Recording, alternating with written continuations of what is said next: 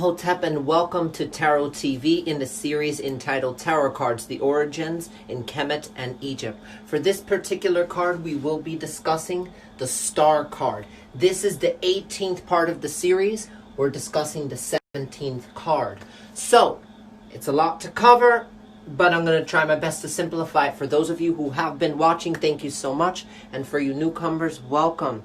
We're going to learn a lot. This series was designed just to show you guys which Netter or Kemetic deities that resided within each and every one of the tarot cards. So that means if you're following numerology, check the highlights in my post, right? On all my posts, you could see all the story highlights. It's going to be entitled Tarot Egypt or Egyptian Tarot.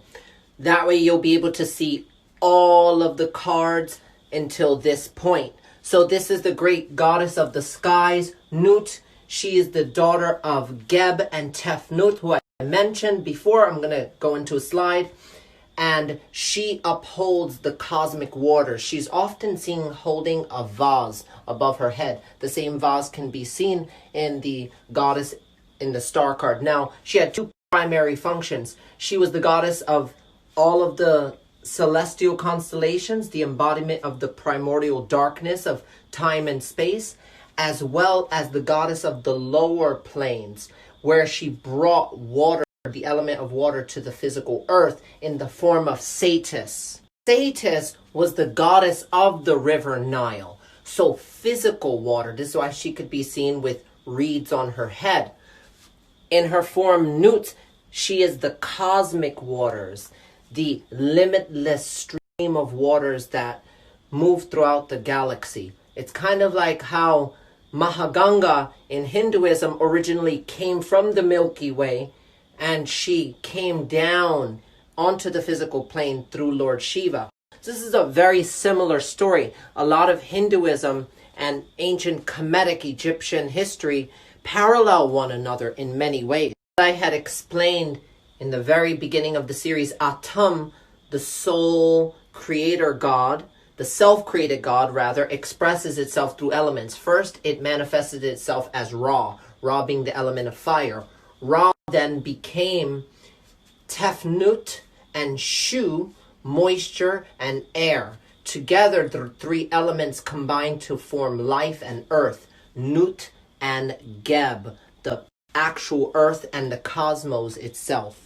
When the star card appears in a spread, it signifies cosmic intelligence, transcendence, transcendental wisdom, learning how to wield and harness your emotions for creative purposes. Often people born on the 17th are born with the capabilities of channeling, like great mediums can be born on the 17th, because 1 is the sun, 7 is the vastness of Neptune, space and time. So if they tune into their antennas correctly, they can definitely access cosmic planes of existence, okay? So, moreover, you'll also see these stars around. These are known as the stars of the 7 sages, or the Sattva Rishis, the stars of Ursa Minor. The star in the center is the birth star of Venus. Venus was known as the great sage, Shukracharya, who brought wisdom down to the physical plane. Some also say, some tarot theorists claim that these are the stars of the Pleiades. So, whichever mythology you want to follow, it's both relative, I assure you. I often see this 8-pointed star as Vastu Shastra, or Chinese Feng Shui, the point on a compass guiding you to your soulful and wayward direction, right? Until you complete your journey here on Earth. So when the star card comes up, you know that it's time to tap into your meditative abilities. Learn stillness. It's the energy of Aquarius, and Aquarius is a sign that's debilitated under the sun. So they often feel like strange or weird or alien-like, and this is why you could see this goddess. She's completely nude. She's not part of Maya. She's not part of the illusions of the physical world. So often people under the 17th need to learn how to just let go, be in the wilderness, connect to the cosmos, the stars out there. So that's my take on the star card and the great Egyptian goddess Newt. Thank you so much for listening. Check out the rest of the tarot highlights on my stories. Tell me what you think. Tomorrow we'll be discussing the 19th part of the series, the 18th major arcana card, the moon. Imhotep, peace and love. Have a beautiful day to you all.